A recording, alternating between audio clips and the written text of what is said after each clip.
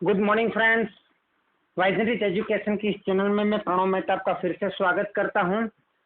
तो अभी हम क्लास 12 के लिए इंट्रोडक्शन ऑफ पार्टनरशिप का चैप्टर जो है अकाउंटिंग में वो फर्स्ट चैप्टर पढ़ रहे हैं। गुजरात बोर्ड का फर्स्ट मतलब 12th क्लास का फर्स्ट चैप्टर अकाउंटिंग का पार्ट 1 का। तो यहाँ पे हम गुजराती, हिंदी और इंग्लिश तीनों मीडियम के स्टूडेंट्स के लिए ये वीडियो उपयोगी होगा, लेकिन मैं यहाँ पे ज़्यादातर लिखूंगा इंग्लिश में, लेकिन उसके साथ साथ मैं गुजराती और हिंदी मीडियम के वर्ड्स का भी यहाँ पे यूज़ करता रहूँगा और कुछ मेन जो वर्ड्स होंगे तो मैं यहाँ पे लिखता रहूँगा। अगर फिर भी आपको कोई परेशानी है तो कमेंट बॉक्स में लिखिए। अगर पूरा वीडियो में प्रॉब्लम है, ज़्यादा प्रॉब्लम है, तो उससे गुजराती मीडियम में या हिंदी मीडियम में भी वीडियो बनाने की कोशिश करूँगा, सेपरेट वीडियो बनाने की कोशिश करूँगा। तो यहाँ पे अभी हमें इंट्रोडक्शन ऑफ पार्टनरशिप के कुछ शॉर्ट क्वेश्चन हमने किए, लेकिन इसके बाद इस चैप्टर के बाद हमें करना है फाइनल अकाउंट्स ऑफ पार्टनरशिप। और फाइनल अकाउंट्स ऑफ पार्टनरशिप सीखने से पहले हमें सीखना पड़ेगा दो अकाउंट।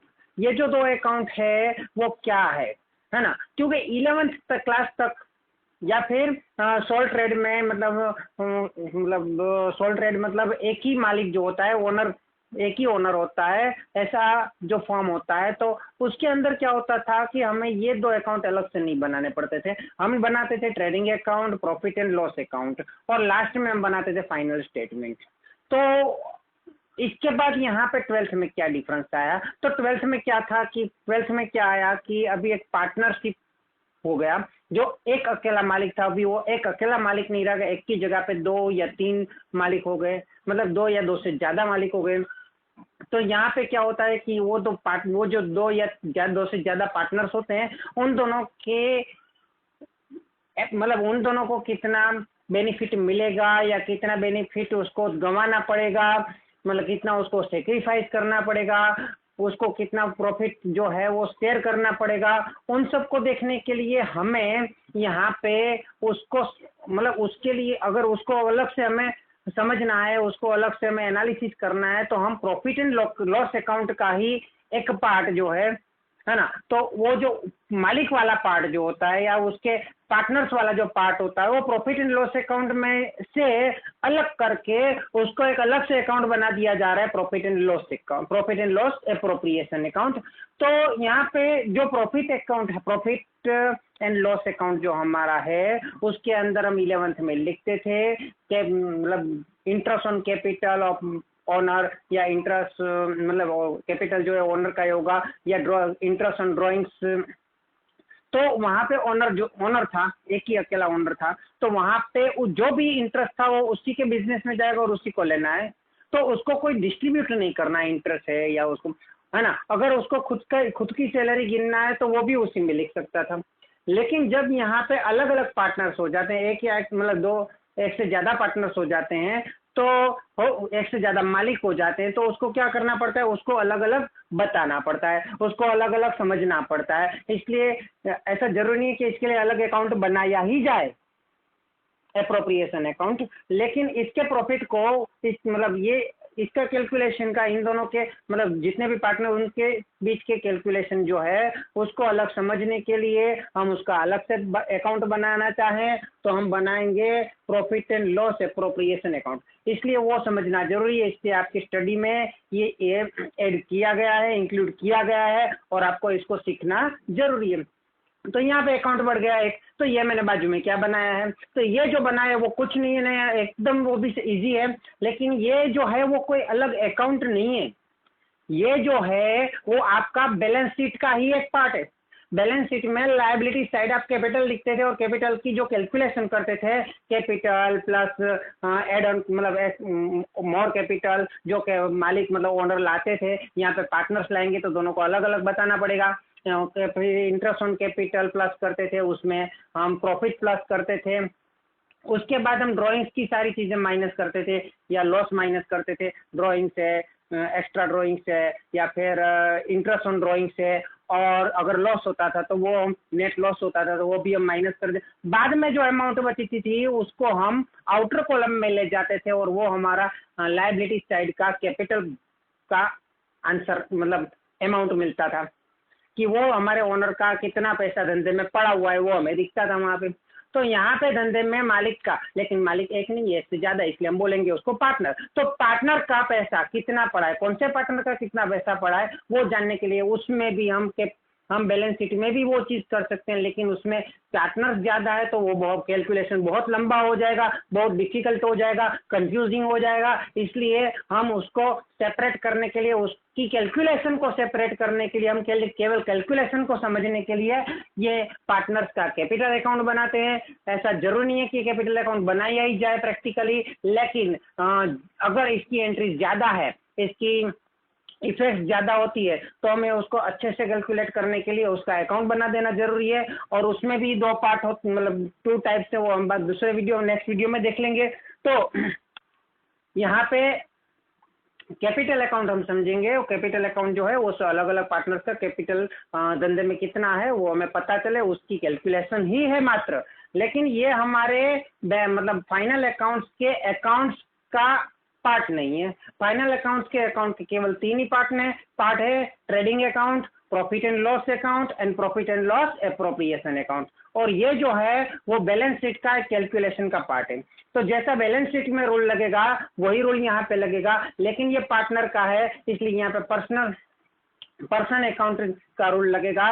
मतलब पर्सन अकाउंट का जो रूल है गिवर, जो 11th में आपने सीखा है, तो वो रूल लगेगा यहाँ पे। और यहाँ पे प्रॉफिट एंड लॉस का रूल लगेगा। तो यहाँ पे हमें क्या करना है, इसको पहले समझ लेते हैं कि अगर मालिक या पार्टनर जो भी धंधे में पैसा लाए होंगे, वो पैसा जो होगा हम यहाँ पे लिखते हैं बैलेंस ब्रॉट डाउन। जो पिछले साल का बैलेंस कैरी फॉरवर्ड होगा वो यहाँ पे आएगा बैलेंस ब्रॉट डाउन। हमारे स्टार्टिंग डेट जो है 1 अप्रैल 2000 जो भी है, और वहाँ पे ए का कुछ अमाउंट होगा, बी का कुछ अमाउंट होगा, वो हम स्टार्ट करेंगे, वहाँ से लिखना स्टार्ट करेंगे। अभी कुछ चीजें ऐसी होती है, ज्यादातर लोग ऐसा समझते हैं इसमें जितना भी आता है उस सब की क्रॉस एंट्री यहाँ पे होगी, और इसमें जितना भी आता है उसकी क्रॉस एंट्री सब यहाँ पे होगी, लेकिन ऐसा 100% सही नहीं है। कैपिटल जो है वो तो बैलेंस से, वो बैलेंस मतलब यहाँ पे जो बैलेंस है उसकी कोई एंट्री नहीं होती है। हमेशा फाइनल अकाउंट्स की बात करें तो फाइनल अकाउंट की बात करें तो उसके अंदर जो ट्रायल बैलेंस होता है, और ट्रायल बैलेंस में जितनी भी आपको अमाउंट मिल जाती है वो सभी अमाउंट की एक ही सिंगल ही एंट्री होती है। लेकिन आप ट्रायल बैलेंस के बाद एक्स्ट्रा कुछ नई अमाउंट को ढूंढ के लाते हो, और नई अमाउंट को अगर ढूंढ के लाते हो तो उसकी डबल एंट्री होती है। तो यहाँ पे जो बैलेंस है उसका वो ट्रायल बैलेंस में आपको मिलेगा, इसलिए उसकी सिंगल एंट्री होगी। उसके बाद ट्रायल बैलेंस में से आपको मिल जाएगा ड्रॉइंग्स मतलब जो आहरण, जो मतलब उपाड़। यहाँ पे लिखा होगा बाकी आगे लाव्या, गुजराती में, हिंदी में आप लिख सकते हो शेष आगे लाए। यहाँ पे ड्रॉइंग्स मतलब आहरण या उपाड़, हिंदी में वो आहरण और गुजराती में उपाड़। तो ये अमाउंट तो हमें ट्रायल बैलेंस में से मिल जाती है। अब क्या होता है, अब होता है ये दोनों, मतलब ये जो भी पार्टनर से, वो पार्टनर जो वहाँ पे उसका जो बैलेंस है वो बैलेंस के ऊपर वो इंटरेस्ट लेते हैं तो धंधे को नुकसान है, इसलिए धंधे का नुकसान जो है तो धंधे के लिए यहाँ पे डेबिट साइड आएगा, और डेबिट साइड आएगा लॉस है तो वो डेबिट साइड आएगा, और डेबिट साइड आएगा तो यहाँ पे हम लिखेंगे इंटरेस्ट ऑन कैपिटल। यहाँ पे हम किस हिसाब से लिखेंगे वो भी देख लेंगे। इंटरेस्ट ऑन कैपिटल जो है वो जो भी पार्टनर है उसको हम ऐसे खड़े में लिस्ट बनाएंगे, ए बी सी जो भी है। तो इंटरेस्ट ऑन कैपिटल जो है, इंटरेस्ट ऑन पार्टनर्स कैपिटल जो है वो हम यहाँ पे कैलकुलेट, उसके ऊपर जो परसेंटेज दिया होगा तो उसके ऊपर से कैलकुलेट करके यहाँ पे लिखेंगे। लेकिन कभी कभार क्या होता है कि ट्रायल बैलेंस में भी उसकी अमाउंट दी जाती है, और आपको एडजस्टमेंट में मतलब समायोजन में मतलब हवाले में भी उसकी अमाउंट दी जाती है। तो समझ लो interest on capital trial balance में दिया हुआ है 700। यहाँ पे मैं आपको अलग से समझा रहा हूँ, ए का एक और कॉलम यहाँ पे बना दे रहा हूँ। तो ए का दिया हुआ है इंटरेस्ट ऑन कैपिटल 700, और ये ट्रायल बैलेंस में दिया हुआ है और कैलकुलेशन करने पे आपको मिल रहा है यहाँ पे 1000। तो 1000 कैलकुलेशन करने पे जो मिल रहा है वो आपको यहाँ पे आउटर कॉलम में लिखना है। उसका मीनिंग ये हुआ कि ए का कैपिटल जो है उसका इंटरेस्ट होता है 1000, लेकिन उस ट्रायल बैलेंस में दिया हुआ है उसका मीनिंग ये होता है कि उतना पैसा तो उसने कुछ भी करके एडजस्ट करवा दिया है या पैसा धंधे को वापस दे दिया है। तो यहाँ पे इसका मीनिंग ये हुआ कि 700 रुपीज उसने धंधे को वापस दे दिया है। तो बच्चा कितना उसको उसको मतलब धंधे ने उसको दे दिया, सॉरी। तो अभी उसने 700 तो उसने इंटरेस्ट ऑन कैपिटल के तौर पे अलग से ही पैसा ले लिया है। तो बच्चा कितना, तो बच्चा 300 रुपये उसको लेने को बचा। अभी उसको 300 रुपया लेना बचा है, लेकिन यहाँ पे तो 1000 आएगा। इसी प्रकार बी में लिखा है 500 और कैलकुलेशन करने पे हो रहा है 700, बराबर है। तो यहाँ पे हम समझ सकते हैं कि उसको लेने को कितना बचा है, मतलब सॉरी 700 हो रहा है, तो उसको लेने को बच रहा है 200 रुपया। तो इसको एक और में मतलब धंधा इसको 300 और 700 रुपये दे चुका है, 300 रुपये और देना बाकी है। धंधा बी को 500 रुपये दे चुका है, 200 रुपये और देना बाकी है। तो टोटल उसको 100 एंड 700 जो है अमाउंट वो वहां पे नहीं आएगी। हम नॉर्मली क्या करते हैं, यही अमाउंट वहां पे लिख देते हैं। लेकिन ये मैंने बोला कि ये जो है वो फाइनल अकाउंट का बैलेंस शीट जो है उसका पार्ट है। और बैलेंस शीट में क्या रूल होता है कि जो भी हमारी लायबिलिटीज है या जो भी हमारे एसेट्स है तो उसको वहां पे लिखा जाता है। तो यहाँ पे ये जो है ए और बी, धंधा उसको देने वाला है, उसको देना बाकी रह जाता है। इस धंधे के लिए ये क्या हो जाएगा, लाइबिलिटीज बन जाएगा। धंधे के लिए 300 एंड 200 लाइबिलिटीज बनेगा, 1000 एंड 700 नहीं बनेगा, क्योंकि उसमें से 700 एंड 500 तो वो दे चुके हैं रिस्पेक्टिवली। तो 300 एंड 200 उसको देना बाकी रह जाता है। तो लाइबिलिटी साइड हमें लिखना होता है, और लाइबिलिटी साइड हम जो लिखते हैं वो हमारे यहाँ पे क्रेडिट साइड होता है। तो क्रेडिट साइड यहाँ पे हम लिखेंगे interest on partners capital. Interest on partners capital, इतना फुल अमाउंट नहीं लिखेंगे, जितना देना बाकी है उतना ही लिखेंगे, 300 एंड 200। तो यहाँ पे ये रूल लगता है, और यही रूल हमारे पूरे मतलब कैपिटल अकाउंट और पार्टनरशिप फॉर्म में, मतलब sorry profit and loss appropriation में लगता है। इसी प्रकार अगर इंटरेस्ट ऑन ड्राइंग्स है तो इंटरेस्ट ऑन ड्राइंग यहाँ पे हम लिखेंगे, लेकिन पहले यहाँ पे लिखेंगे, उसमें कुछ देना या लेना बाकी रहेगा, वही जो मतलब यहाँ पे बोलते हैं ना उसको जो कैश मतलब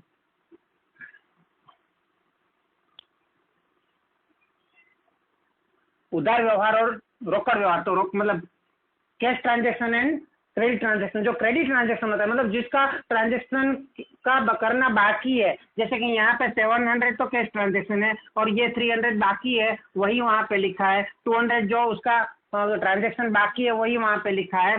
तो उसका एक एंट्री बाकी होता है, एक उसको करना मतलब एक इफेक्ट बाकी होता है, एक इफेक्ट हो चुका होता है। तो यहाँ पे इसी तरह इंटरेस्ट ऑन ड्राइंग्स में भी यही हाल होगा। तो यहाँ पे हम उसका ये यहाँ पे ड्राइंग साइड मतलब सॉरी डेबिट साइड है, तो यहाँ पे आएगा credit side, interest on drawings of the partners. तो वहाँ पे इस तरह नहीं कर रहा हूँ क्योंकि मैं आपको शॉर्ट में समझा रहा हूँ। तो यहाँ पे पूरा ही अमाउंट हमारा जो है वो ट्रायल बैलेंस में बिल्कुल नहीं दिया है, पूरा ही एडजस्टमेंट में ऐसा समझ के हम उसको ऐसे लिख देंगे और टोटल करके बाहर लिख देंगे, और इन दोनों का पूरा ही बाकी है ऐसा समझ के हम इंटरेस्ट ऑन ड्राइंग्स जो है वो यहाँ पे लिख देंगे। इसी प्रकार धंधा जो है वो जो पार्टनर से वो धंधे के पास एक तो कि उसको अपना पैसा जो धंधे में डाला है वो वापस लेना है, अगर धंधा बंद हो जाता है तो उसका इंटरेस्ट लेना है। उसके साथ साथ अगर धंधा बंद होता है या नहीं होता है, अगर वो उसने पहले से तय किया हुआ है कि मुझे कमीशन मिलना चाहिए तो यहाँ पे वो कमीशन ले सकता है, कि कमीशन की एंट्री हो सकती है, और उसकी भी क्रॉस एंट्री एडजस्टमेंट में है तो हमें करनी है, यहाँ पे होगी। यहाँ पे सैलरी है तो उसकी क्रॉस एंट्री यहाँ पे होगी। अगर सैलरी कोई मिल रही है तो सैलरी ऑफ ए ऐसा करके हम लिख देंगे।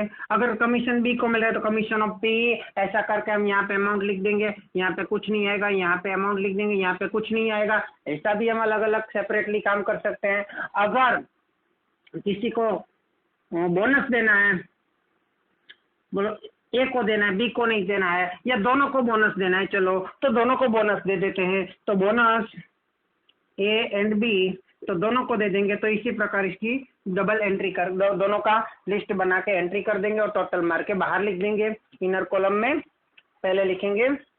इसी प्रकार रिम्यूनरेशन भी हम ऐसे करके यहाँ पे लिख सकते हैं, जिसको भी देना है उस हिसाब से। बाद में जो डिफरेंस बचता है वो डिफरेंस जो है हमारा यहाँ पे आता है ज्यादातर, तो बैलेंस कैरी फॉरवर्ड करना है ना। तो बैलेंस कैरी फॉरवर्ड हमें नेक्स्ट ईयर के लिए करना है, लेकिन उसके पहले ये क्लोज करने के पहले यहाँ पे कुछ हमारा इस साइड यहाँ पे जो हम इसके पहले हम बनाते हैं profit and loss account. Profit and loss account में से हमें नेट प्रॉफिट मिलता है, और नेट प्रॉफिट जो है वो हम यहाँ पे लिखते हैं, और यहाँ पे ऊपर एक दोनों साइड एक स्पेस छोड़ दे सकते हैं कैलकुलेशन करने के लिए, क्योंकि हमें सम गिनते समय पता नहीं होता कि नेट लॉस होने वाला है या नेट प्रॉफिट होने वाला है, इसलिए हम दोनों साइड एक लाइन स्टार्टिंग में छोड़ देंगे ऊपर। उसके बाद काम करेंगे, भाई नेट प्रॉफिट अगर आया है तो उसकी एंट्री यहाँ पे होगी, और बाद में डिफरेंस निकालने पे अगर जो इस साइड मतलब हमारे जो इनकम्स है वो हमारे एक्सपेंसिस से ज़्यादा है, तो यहाँ पे डिफरेंस आएगा, और यहाँ पे अगर डिफरेंस आएगा तो उस डिफरेंस को हमें डिस्ट्रीब्यूट करना पड़ेगा ए एंड बी में, इसलिए उसको डिविजिबल या डिस्ट्रीब्यूटेड प्रॉफिट बोल सकते हैं। डिविजिबल प्रॉफिट ये ना तो मतलब सबसे पहले हमें मिलता है ट्रेड अकाउंट में प्रॉफिट मिलता है, उसके बाद प्रॉफिट एंड लॉस में मिलता है नेट प्रॉफिट, ट्रेड अकाउंट में ग्रॉस प्रॉफिट मिलता है, उसके बाद प्रॉफिट एंड लॉस अकाउंट में मिलता है नेट प्रॉफिट, और उसके बाद यहाँ पे मिलता है आपको डिविजिबल प्रॉफिट। लेकिन डिविजिबल प्रॉफिट है उसको डिवाइड करना पड़ेगा, तो उसको ए और बी में उसका जो प्रपोर्शन ऑफ प्रॉफिट होगा, प्रॉफिट एंड लॉस होगा, उस हिसाब से हम उसका जो रेशियो होगा उस हिसाब से हम उसको डिस्ट्रीब्यूट कर देंगे, मतलब हम कैलकुलेट कर देंगे। और उसकी क्रॉस एंट्री अगर समझ लो यहाँ पे 2000 आया और इसका यहाँ पे 3000 आया, तो उसको भी हमें यहाँ पे प्रॉफिट लिखना होगा अगर प्रॉफिट है, तो अगर लॉस है तो यहाँ पे डिफरेंस आएगा और उसकी क्रॉस एंट्री यहाँ पे डेबिट साइड देनी होगी। बाद में इसका डिफरेंस निकाल के हमें बैलेंस कैरी फॉरवर्ड करना है, और वो बैलेंस हमारा सीधा मतलब हमारा liabilities, capital and liabilities side, capital में फर्स्ट डायरेक्टली हम आउटर कॉलम में ये अमाउंट लिख सकते हैं। हमें वहाँ पे कोई कैलकुलेशन करनी नहीं है, क्योंकि वहाँ पे जो भी कैलकुलेशन करनी थी वो पूरी हमने इस अकाउंट में बना दी है। मतलब ये जो है वो ट्रायल बैलेंस शीट का पार्ट है, और ये जो है वो प्रॉफिट एंड लॉस का ही एक पार्ट है, ऐसा हम समझ सकते हैं। ठीक है।